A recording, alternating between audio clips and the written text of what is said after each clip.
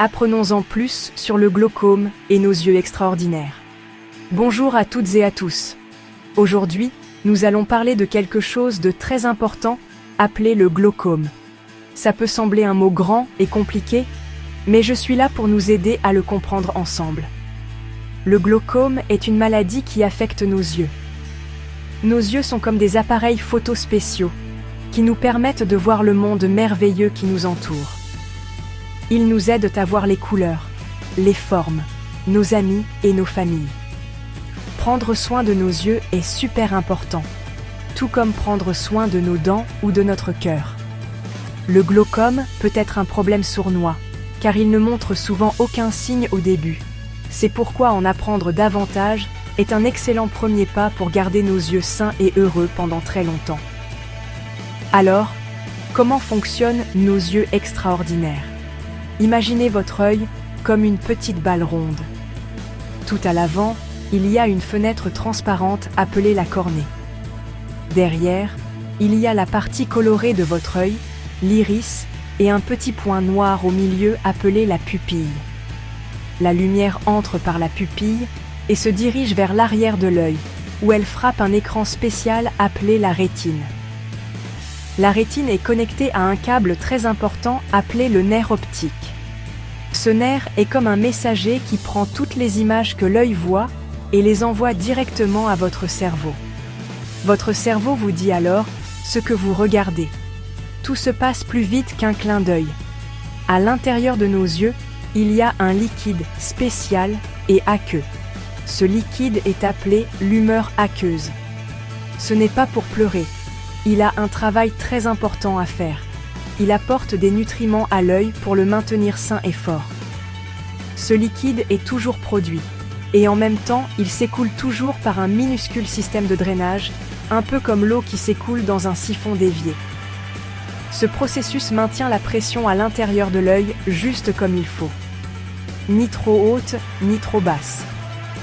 Cet équilibre parfait de la pression est appelé pression intraoculaire, et il est essentiel pour que l'œil fonctionne correctement et reste en bon état afin de continuer à envoyer des images claires à notre cerveau. Maintenant, réfléchissons à la raison pour laquelle maintenir cette pression oculaire équilibrée est si crucial. Imaginez que vous gonflez un ballon. Si vous mettez juste la bonne quantité d'air, le ballon est content et rebondissant. Mais si vous mettez trop d'air, le ballon s'étire et devient tendu, et il pourrait même éclater. La pression à l'intérieur de nos yeux fonctionne de la même manière. Elle doit être à un niveau sûr pour protéger toutes les parties délicates à l'intérieur, surtout ce messager super important, le nerf optique. Quand tout fonctionne comme il se doit, nos yeux peuvent voir clairement, du grand ciel bleu à la plus petite coccinelle sur une feuille. Alors, que se passe-t-il à l'œil quand quelqu'un a le glaucome?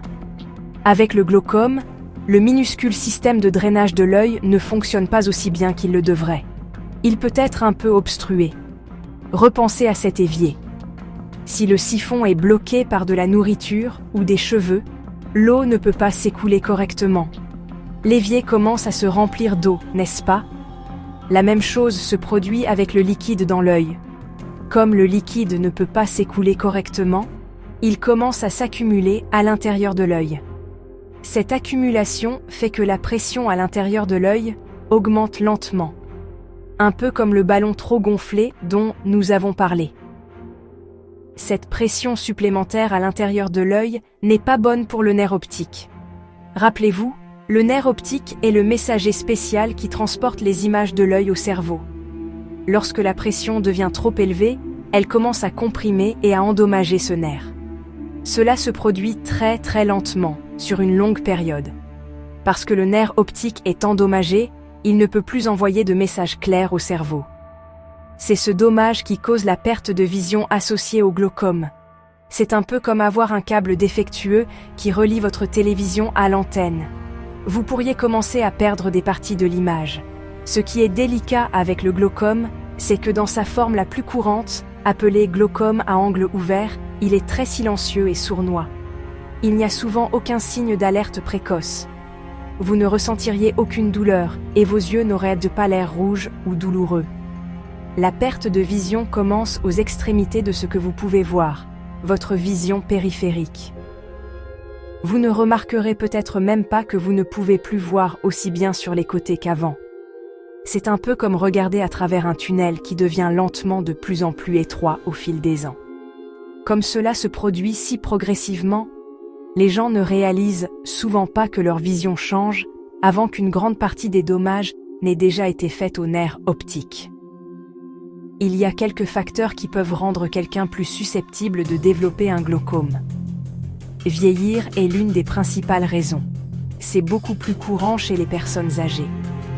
Avoir un membre de la famille atteint de glaucome, comme un parent ou un frère ou une sœur, signifie également que vous avez plus de chances de l'avoir.